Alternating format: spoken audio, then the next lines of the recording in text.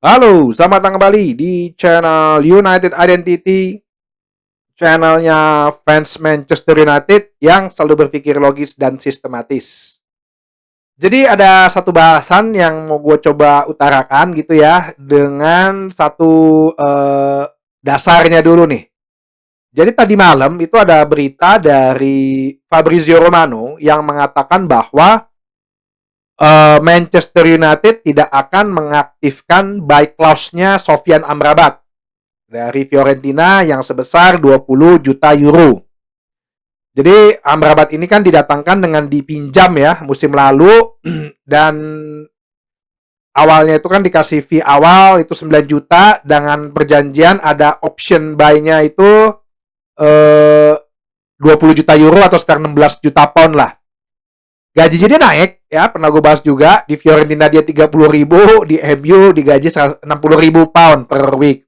Nah, jadi tidak akan diaktifkan nih klausanya untuk dibeli. Jadi si Sofyan Amrabat balik dulu ke Fiorentina latihan. Tapi ada kalimat keduanya yang mengatakan bahwa si Erik Ten Hag suka sama Amrabat karena kan pernah sama-sama ya di Utrecht ya kalau nggak salah, dan bersedia untuk tetap untuk melanjutkan diskusi gitu loh mengenai Sofyan Amrabat. Jadi kan si Amrabat ini kan sebenarnya ya menurut Ineos kan ini sebenarnya deal tahun lalu nih gitu. Bisa nggak kita negosiasi ulang gitu?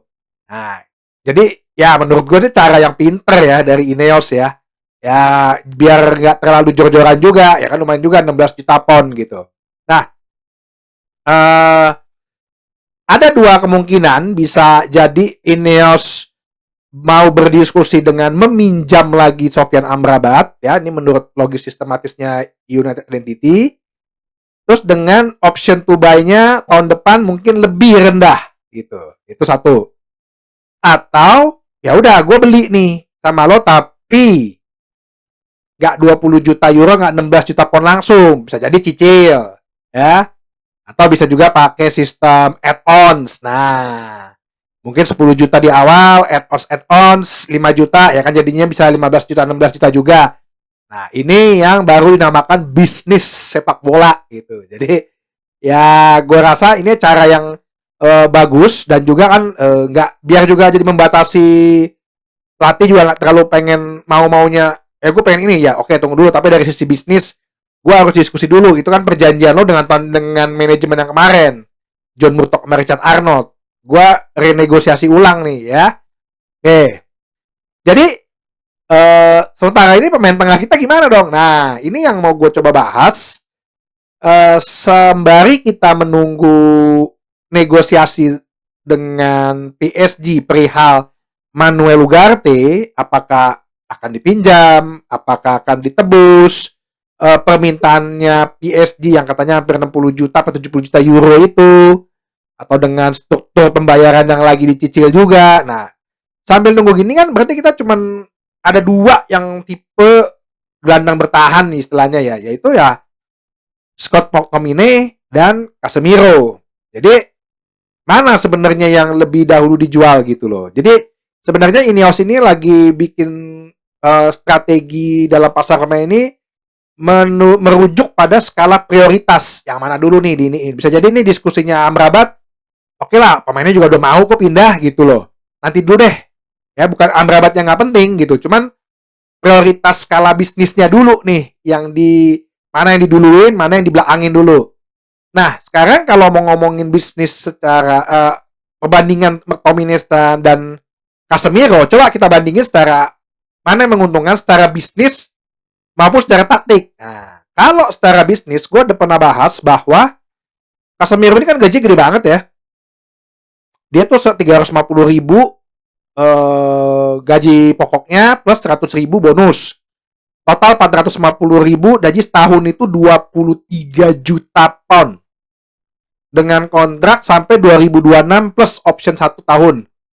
Jadi kalau ada 3 tahun, masih ada 3 tahun ke depan, kalau Casemiro dijual, gue udah pernah bahas, kita bisa save 70 juta pound. Casemiro dibeli 60 juta pound dari Real Madrid. Karena tergantung dulu duitnya berapa nih dijualnya. Kalau dijualnya 50 juta pound, dalam arti kita baru make dia 2 tahun, berarti kan kita ibaratnya cuma 10 juta 2 tahun nih, kos kita nyewa dia, ibaratnya gitulah ya bahasa kasarnya. Gak rugi. Tapi kalau misalnya cuma dia 30 juta, ya sebenarnya masih untung juga. Berarti kita dapat 30 juta, save 70 juta, sama 3 tahun kita punya istilahnya apa ya? Keep money, saving 100 juta sama 3 tahun gitu. Ya, paham ya? Ini secara bisnis ya. Secara hitung-hitungan bisnis nih. Terus kalau dengan McTominay gimana? Jadi McTominay ini gajinya gak gede, 60 ribu pound per pekan atau setahunnya gak ada bonus. Setahunnya itu 3 juta, 3,1 juta per tahun. Tapi setelah gue lihat, ternyata kontrak expirednya itu 2025. Nah, kalau mau dibilang untung nggak jual McTominay? Dia kan dari akademi, cost belinya dia nggak ada, nol ya. Ini ngomong cost beli dulu ya, bukan cost operasional nih. Jadi kalau dijual misalnya 30 juta seperti permintaan Manchester United, ya menurut gue tuh untung. Oke? Kita dapat 30 juta nih cash di depan nih, ya. Tapi 30 juta cash depan. Fulham kemarin nawar 15 ditolak. Oke? Ada kabar terakhir Tottenham Hotspur karena kan dia baru jual si Gilbert. Nah, ini yang kita bisa mainin aja nih dengan Danny Levi nih ya. Dia kan suka jual-jual pemain harga mahal. Kita juga jual harga mahal aja. Dan McTominay ini kan sebenarnya, nah ini dia. Nanti secara taktik gue bilang. Nah jadi ini secara bisnis dulu nih. Menurut gue untung juga kalau McTominay ini dijual gitu loh. Karena dia dari akademi. Oke, cuma secara taktik gimana? Dalam 2 pertandingan ini gue lihat kalau dari Casemiro ya, nggak usah ngomongin SofaScore nih ya. Kalau ngomongin head to head perbandingan McTominay sama Casemiro jelas atribut, teknik, defense, passing semua itu unggul Casemiro ya, cuma jumlah gol doang aja dia bisa 10 gol. Nah, si McTominay kalau dari sisi taktik kemarin kan Casemiro 2 pertandingan pertama jadi gelandang bertahan ya, nomor 6. Ya masih agak kewalahan lah ya, mungkin fisik oke. Tapi kemarin dia waktu jadi nomor 8 jadi box to box dengan DM-nya si Toby Collier, itu dia kelihatan lebih enak gitu, nggak terlalu capek banget ngejer-ngejer jadi breaker gitu ya, jadi orang yang mutus penyerangan lawan dulu pada saat counter attack. Tapi pemain-pemain lain anak-anak muda yang masih sehat masih bisa ngejer tuh. Nah, ini yang gue lihat sepertinya mungkin si McTominay bisa dalam 2 posisi itu dan bagus gitu. Dan dia juga berapa kali jadi pemecah kebuntuan kok ya, waktu lawan Nottingham Forest Piala FA, terus dulu waktu pas zaman kita lawan Chelsea tahun lalu, 2 tahun lalu musim pertamanya dia juga bisa jadi pemecah kebuntuan. Jadi nggak hanya McTominay nih pemecah kebuntuan. Nah, kalau Scott McTominay sendiri gimana? Nah, ini kan posisinya dia kadang-kadang suka membingungkan ya. Dia dipasang jadi false nine pernah, tapi ujung-ujungnya dia jadi suka lupa balik. Ya. Finishing dia so-so lah, tapi kalau bola-bola oportunis gitu, oke, dia instingnya gede di kotak penalti. Terus positioning dia bagus kalau untuk yang bola-bola oportunis ya. Tapi kalau untuk ngebuka serangan, dia pernah berapa kali salah pengertian sama Højlund. Nah ini yang gue bilang dia masih kurang gitu loh. Dibikin di posisi tengah, dia nggak ngebantu. Berapa kali Kobbie Mainoo malah ditinggal sendirian. Bingung sendirian Kobbie Mainoo. Sama Casemiro pun juga begitu. Nah, ini yang gue lihat kalau secara taktik, Casemiro sih lebih apa ya, lebih bisa untuk dipertahankan gitu. Ya Erik Ten Hag kan kemarin bahasa publiknya aja bilang iyalah McTominay kan bagus mainnya tahun lalu 10 gol per musim, masa nggak ada tim lain yang mau ngebeli, itu jelas. Cuman kita pengen dia tetap sih ya, itu kan bahasa-bahasa apa ya, bahasa-bahasa public relation lah ya. Nah, menurut United Identity sendiri gimana?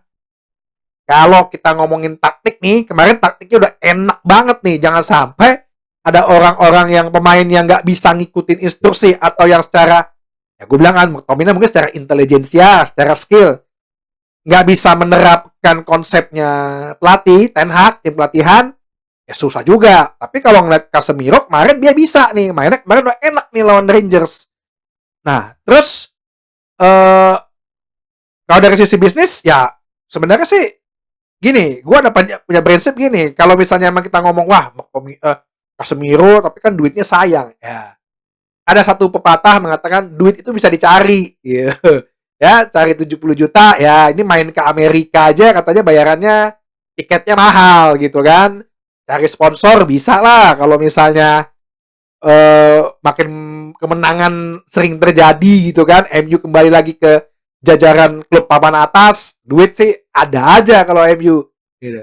Jadi ya identity ya, kalau supaya bisa taktik dan konsep Ten Hag berjalan baik, ya McTominay jual. Itu sih bagi United Identity. Gimana menurut teman-teman sekalian? Silahkan beri komentar. Sampai ketemu lagi di bahasan berikutnya di channel United Identity, channelnya fans Manchester United yang selalu berpikir positif, logis, sistematis. Terima kasih.